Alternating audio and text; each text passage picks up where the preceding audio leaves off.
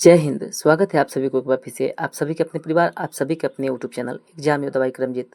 मैं हूं करमजीत और आज 20 अगस्त 2026 के रेलवे ग्रुप डी के क्वेश्चन देखेंगे, एनालिसिस करेंगे, जो आपके आगामी परीक्षा के पॉइंट ऑफ व्यू से काफ़ी मज़ेदार, काफ़ी शानदार होगा और ये 100% सही होगा। आइए शुरू करते हैं। उससे पहले चैनल पर नए हो तो चैनल को सब्सक्राइब कीजिएगा। चलिए पहले नंबर क्वेश्चन में देख रहे हैं। पहले नंबर क्वेश्चन में कह रहा है कि यदि किसी तत्व का द्रव्यमान संख्या 40 और परमाणु संख्या 20 है तो वह तत्व कौन सा होगा? तो वो कैल्शियम है। क्या है? कैल्शियम है। ये आपका परमाणु संख्या 20 पर होता है, जबकि इसका द्रव्यमान होता है 40 होता है। ये जो यहाँ पर स्पष्टीकरण देखेंगे तो 20 में आवर्त सारणी पीरियोडिक टेबल में 20वें स्थान पर कैल्शियम आता है। आवर्त सारणी में तत्वों की पहचान उनके परमाणु क्रमांक से होती है और द्रव्यमान संख्या 40 कैल्शियम का परमाणु द्रव्यमान संख्या 40 होता है, जिसमें 20 प्रोटॉन और 20 न्यूट्रॉन होते हैं। चलिए नेक्स्ट देखते हैं। कैल्शियम कार्बोनेट के गर्म करने पर कैल्शियम ऑक्साइड और कार्बन डाइऑक्साइड बनता है। यह किस प्रकार की रासायनिक अभिक्रिया है? तो ये जो है आपका दोस्तों ऑप्शन नंबर बी यानी कि अपघटन अभिक्रिया है। क्या है? अपघटन अभिक्रिया है। कैल्शियम कार्बोनेट का सूत्र होता है CaCO3 बनाता है आपका CaO प्लस CO2। तो यहाँ पर आपका ये समीकरण के रूप में भी स्पष्टीकरण के रूप में दर्शाया गया है। इस अभिक्रिया में एकल अभिकारक कैल्शियम कार्बोनेट गर्मी के प्रभाव से टूटकर दो सरल उत्पाद बनाता है, इसलिए उष्मीय अपघटन अभिक्रिया इसे कहा जाता है। ये भी आप लोग फैक्ट्स को याद रखिएगा। क्या है? इस अभिक्रिया में एकल अभिकारक कैल्शियम कार्बोनेट गर्मी के प्रभाव से टूट करके क्या करता है? वो एकल उष्माक्षेपी अभिक्रिया बनाता है। नेक्स्ट देखते हैं। धातु और अधातु के मिलने से कौन सा बंध यानी कि बॉन्ड बनता है? तो ये जो बनता है दोस्तों आपका करेक्ट आंसर बी है, आयनिक बॉन्ड बनता है। क्या बनता है? आयनिक बॉन्ड बनता है। इलेक्ट्रॉन का आदान प्रदान, धातु इलेक्ट्रॉन देती है और अधातु इलेक्ट्रॉन लेती है। आवेश जो होता है इसका धनावेश और ऋणावेश बनते हैं और आपके जो है ये क्या करते हैं? इलेक्ट्रॉन को आदान प्रदान करते हैं। उदाहरण के लिए सोडियम क्लोराइड NaCl है। यहाँ सोडियम धातु और क्लोरीन अधातु के बीच में आयनिक बंधन है, जहाँ Na प्लस और Cl पर क्या होता है? आपका माइनस हो जाता है। ये भी आप लोग ध्यान में रखिएगा। नेक्स्ट देखते हैं। एक अवतल दर्पण की फोकस दूरी 10 सेंटीमीटर है। यदि दर्पण के सामने बिंब वस्तु की दूरी U जो है 20 सेंटीमीटर होगा तो प्रतिबिंब भी क्या होगा? तो ये होगा आपका -20 सेंटीमीटर। क्या होगा? -20 सेंटीमीटर होगा। ऑप्शन नंबर डी होगा। देख रहे हैं अवतल दर्पण की फोकस दूरी जो है F बराबर 10 सेंटीमीटर चिन्ह परिपाटी के अनुसार ऋणात्मक है और बिंदु वास्तविक दूरी ऑब्जेक्ट डिस्टेंस U जो है आपका -20 हमेशा ऋणात्मक होता है। प्रतिबिंब दूरी जो है आपका वो आपका इमेज डिस्टेंस दर्पण सूत्र से आपका 1/F बराबर 1/U प्लस 1/V पर निकालेंगे। तो यहाँ पर मान रखेंगे तो होगा 1/-10 बराबर 1/V और सब निकालने के बाद में जोड़ घटाव कीजिएगा बट्टा पर के, तो आपका -B आपका राइट आंसर हो जाएगा। प्रतिबिंब की दूरी -20 सेंटीमीटर हो जाएगा। चलिए नेक्स्ट देखते हैं। कौन सा विलयन टिंडल इफेक्ट, टिंडल प्रभाव प्रदर्शित करता है? कुछ समय के बाद उसके कण नीचे बैठ जाते हैं। तो ये जो होता है आपका राइट आंसर सी है, निलंबन के कारण। क्या है? निलंबन के कारण। निलंबन के कण बड़े होते हैं, टिंडल प्रभाव दिख सकते हैं और गुरुत्वाकर्षण के कारण कुछ समय बाद जो है ये नीचे बैठ जाते हैं, जिससे कोलाइडल बिल्डिंग के कण नीचे नहीं बैठते हैं, वो अस्थायी होते हैं। चलिए नेक्स्ट देखते हैं। तमिलनाडु के नए मुख्यमंत्री के रूप में, चीफ मिनिस्टर के रूप में कौन शपथ लिए है? तो ये आपका लिए है C जोसेफ विजय। ऑप्शन नंबर बी जो है आपका राइट आंसर हो जाएगा। पार्टी जो है ना अपनी नई पार्टी तमिलनाडु बेनी कागम यानी कि नए पार्टी के जो आपके ये अभिनेता रहे हैं, क्या रहे हैं? अभिनेता रहे हैं और ये अपने नए पार्टी के बना करके वहाँ से चुनाव लड़े हैं और वहाँ से क्या किया है? इन्होंने CM के सीट लिए हैं। यहाँ देखेंगे उनके मुख्यमंत्री बनने के साथ ही राज्य में लगभग 6 दशकों 1967 के बाद चले आ रहे प्रमुख द्रविड़ दलों की बारी बारी सत्ता में आने के दौर एक नया राजनीति का अध्याय शुरू हुआ है। इनका शपथ ग्रहण जो है ये मतलब कि चेन्नई के जवाहरलाल स्टेडियम में हुआ था। नेक्स्ट देखते हैं। मीराबाई चानू ने कॉमनवेल्थ में किस गेम्स में कुल कितने किलोग्राम उठाए थे? तो ये 190 किलो उठाए थे। कितने उठाए थे? टोटल 190 किलो उठाए। ऑप्शन नंबर जो है यहाँ पर बी जो होगा राइट आंसर हो जाएगा। 190 किलोग्राम यहाँ पर गोल्ड मेडल इन्होंने जीते थे। तो ये आपका राइट आंसर हो जाएगा ऑप्शन नंबर बी। नेक्स्ट देखते हैं।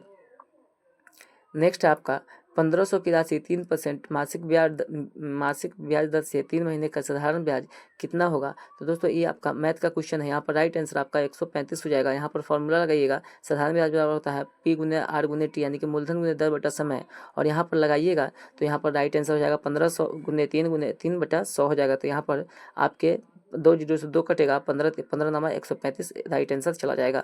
चलिए नेक्स्ट देखते हैं। कोई धन चक्रवृद्धि ब्याज की दर से 2 वर्ष में अपने आप को 27 गुना हो जाता है। वार्षिक ब्याज की दर ज्ञात कीजिए। तो यहाँ पर राइट आंसर आपका हो जाएगा C नंबर 100 100 इंटू 3√3 -1 या 100 इंटू यहाँ पर 3√3 को आप √27 भी -1 कर सकते हैं। यहाँ पर अगर हल करेंगे तो आपका प्रिंसिपल जो होगा, यहाँ पर प्रिंसिपल देखा जो होगा आपका 1 होगा। यहाँ पर फॉर्मूला जो है आपका a बराबर p into 1 plus r upon 100 into power n होता है। यहाँ पर निकालिएगा आप लोग तो वहाँ पर इसका वैल्यू आ जाएगा। नेक्स्ट देखते हैं, संयुक्त राष्ट्र के खाद्य एवं कृषि संगठन FAO द्वारा वर्ष 2026 के प्रतिष्ठित एकोगुलर किसने प्रदान किया है? तो ये नरेंद्र मोदी किया है। कौन क्या है? नरेंद्र मोदी द्वारा किया गया। ऑप्शन नंबर बी जो होगा इस क्वेश्चन के लिए राइट आंसर हो जाएगा। 2026 के प्रतिष्ठित एग्रीकोला मेडल जो है नरेंद्र मोदी प्रदान किया है। ऑप्शन नंबर बी जो होगा इस क्वेश्चन के लिए बिल्कुल राइट आंसर हो जाएगा। तो दोस्तों सीरीज पसंद आ रहा होगा तो लाइक कीजिएगा, सब्सक्राइब कीजिएगा और जितने भी दोस्त भाई ये सब लोगों में शेयर कीजिएगा। नेक्स्ट देखते हैं, एक समचतुर्भुज के विकर्ण क्रमशः 20 सेंटीमीटर और 40 सेंटीमीटर है। इस समचतुर्भुज का परिमाप और क्षेत्रफल क्या होगा?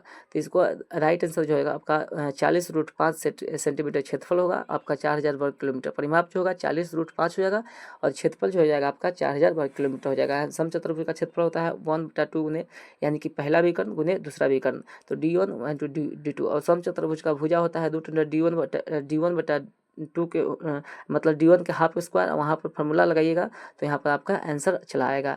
नेक्स्ट देखते हैं, एक बेलन की त्रिज्या 60 सेंटीमीटर ऊंचाई 20 सेंटीमीटर है, पिघलाकर एक दूसरे बेलन में आता है, उसकी त्रिज्या 14 सेंटीमीटर है। तो राइट आंसर आपका ऑप्शन नंबर बी हो जाएगा 5 सेंटीमीटर। यहाँ पर निकालिएगा तो यहाँ पर निकालने के लिए सबसे पहले बेलन के फार्मूला पर निकालिएगा तो यहाँ पर राइट आंसर आपका आ जाएगा।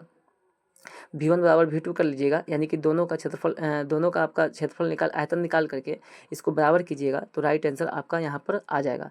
ठीक है, बेलन के क्षेत्रफल निकालने के बाद में। चलिए नेक्स्ट देखते हैं, इसलिए अतः इसका राइट आंसर कितना होगा? तो राइट आंसर आपका 5 हो जाएगा, 5 सेंटीमीटर राइट आंसर होगा। चलिए नेक्स्ट देखते हैं, नेक्स्ट क्वेश्चन में है, नेक्स्ट में है, एक चुनाव में 18% मत अमान्य यानी कि इनवैलिड घोषित किए गए हैं और 750 वोट खराब हो गए। जीतने वाले उम्मीदवार को निश्चित ही हिस्सा मिला और 4620 मतों बहुमत से चुनाव जीत गए। यदि कुल मतों की संख्या ज्ञात करें तो निम्नलिखित में से सही विकल्प को चुनिए। तो यहाँ पर ये जो है आपका परसेंटेज का क्वेश्चन है, यहाँ 25,000 टोटल हो जाएगा। कितना हो जाएगा? 25,000 हो जाएगा। यहाँ पर अगर फॉर्मूला लगा के देखेंगे तो यहाँ पर आप लोग यहाँ से राइट आंसर निकाल सकते हैं। नेक्स्ट है, यदि संख्या 1 4 6 8 9 2 2 1 है तो 11 से पूरी तरह विभाजित होता है तो ए का मान न्यूनतम क्या होगा? तो ए का मान न्यूनतम जो आपसे पूछ रहा है दोस्तों, तो यहाँ पर 11 के मान के लिए आपको अल्टरनेट करना होता है। क्या होता है? अल्टरनेट करना होता है। अल्टरनेट करने के बाद में 11 से विभाजित होगा तो आपका राइट आंसर वही हो जाएगा। चलिए नेक्स्ट देखते हैं, एक आदमी 10 मीटर प्रति सेकंड के नियत वेग से चल रहा है, 5 सेकंड में वह कितनी दूरी तय करेगा? तो वो दूरी जो तय करेगा दोस्तों आपका यहाँ पर फॉर्मूला से हम लोग इसको निकालेंगे तो राइट आंसर आपका 50 आ जाएगा। यहाँ पर आपका सूत्र जो होता है दूरी बराबर डिस्टेंस बराबर वेलोसिटी गुने टाइम होता है, तो यहाँ पर 10 गुने 5 कर देंगे तो यहाँ पर राइट आंसर आपका दूरी जो हो जाएगा 50 मीटर हो जाएगा। कितना हो जाएगा? 50 मीटर हो जाएगा। ऑप्शन नंबर सी जो होगा राइट आंसर हो जाएगा। नेक्स्ट देखते हैं, यह त्रिकोणमिति का क्वेश्चन है, cos a माइनस 1 बटा cot A minus cos A plus 1 है। तो यहाँ पर जानते हैं कि cos square A minus cot square A जो होता है आपका 1 होता है और इसका वैल्यू रखिएगा तो यहाँ पर इसका आपका वैल्यू निकल जाएगा। Cos A plus cot A बराबर 1 प्लस कॉस ए बटा साइन ए, इसका राइट आंसर हो जाएगा। चलिए नेक्स्ट देखते हैं, नेक्स्ट में है, यदि 3 के पावर है आपका 27 गुने 9 के पावर 2n है तो n का वैल्यू क्या हो जाएगा? तो आपका n बराबर यहाँ पर -2/3 हो जाएगा। कितना हो जाएगा? -2/3 हो जाएगा। आपका राइट आंसर n बराबर -2/3 हो जाएगा। नेक्स्ट देखते हैं, दो मिश्रणों में किसी वस्तु का सांद्रता या मात्रा क्रमशः 30% और 40% है तो उन्हें किस अनुपात में लाया कि मिश्रण 25% हो जाएगा? तो यहाँ पर देखते हैं तो ये आपका जो है यहाँ एलिगेशन से इसको बना सकते हैं। तो राइट आंसर आपका जो हो जाएगा 1:1 यानी कि 1:1 यानी कि बराबर हिस्से में हो जाएगा। चलिए नेक्स्ट देखते हैं, कोई 52 किलोमीटर प्रति घंटा की चाल से चल रहा है, 30 मिनट बाद उसकी चाल में 7 किलोमीटर की बढ़ोतरी हो रही है तो 3 घंटे में दूरी तय की गई तो उसकी औसत चाल क्या होगा? तो यहाँ पर पहले आपका 30 मिनट चाल जो है 52 किलोमीटर प्रति सेकंड है तो यहाँ पर दूरी और समय पर आपको फार्मूला करके आपको यहाँ पर कुल दूरी 69.5 किलोमीटर आ जाएगा। क्या हो जाएगा? 69.5 किलोमीटर आपका राइट आंसर आ जाएगा। इस फॉर्मूला पर लगा करके आप लोग इसको बनाइएगा। तो नेक्स्ट देखते हैं, अभ्यास प्रश्न है, अम्ल और क्षार के प्रतिक्रिया से क्या बनता है? तो अम्ल और क्षार के प्रतिक्रिया से क्या बनता है? तो लवण और जल बनता है। क्या बनता है? लवण और जल बनता है। ये आप लोग प्रैक्टिस कर लीजिएगा और ये आगामी परीक्षा में आपको काफ़ी मदद मिलेगा। चलिए नेक्स्ट देखते हैं। नेक्स्ट में है दोस्तों, ये आपका हैंड रिटन नोट है, वो चाहिए तो आप लोग टेलीग्राम पर जुड़ जाइएगा, वहाँ से हम आप लोगों को हैंड नोट्स जो है आप लोग को प्रोवाइड कर देंगे। प्रश्न है sec theta plus tan theta बराबर 9 है तो टेन थीटा का मान क्या होगा। तो यहाँ पर फॉर्मूला दिया है, मतलब कि sec square theta minus tan square theta बराबर वो होता है आपका 40/9 से भाग कीजिएगा, तो यहाँ पर आपका जो हो जाएगा 40.444 हो जाएगा। राइट आंसर इसका 4.44 हो जाएगा। नेक्स्ट देखते हैं। एक नदी के किनारे 3 दुकान S1 S2 और S3 इस प्रकार स्थित है कि मध्य दुकान S2 दोनों बाहरी दुकानों S1 और S3 के समान दूरी पर है। एक नाव को S1 से चलकर S2 तक जाने में वापस S1 तक आने में कुल समय जो लगता है 12.5 घंटे का समय लगता है, तथा S1 से S3 तक धारा की दिशा अनुप्रवाह में जाने में कुल दूरी जो है कुल घंटा जो है आपका 9.5 घंटा समय लगता है। तो स्थिर जल में नाव और नदी की चाल क्या होगा। तो राइट आंसर आपका 25:6 होगा। दोस्तों मिलते हैं अगले वीडियो में। चैनल पर नए हो तो चैनल को सब्सक्राइब कर लीजिएगा। तब तक के लिए जय हिंद, वंदे मातरम।